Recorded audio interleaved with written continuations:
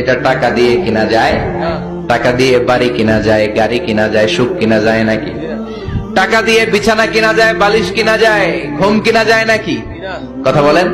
এজন্য সুখ দেয়ার মালিককে। দোকানে সুখ পাওয়া যায়? নাকাইশ বাজারে তো সুখ বেছে না, বেচতে নিয়ে যেতাম আজকে গাড়িতে করে। সুখ বেছে? কথা কন। সুখ পাওয়া যায় না।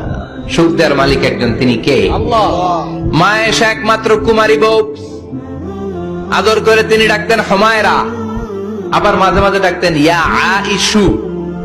আয়েশা না, আয়েশু সংক্ষেপ। এত ভালোবাসতেন মা আয়েশাকে।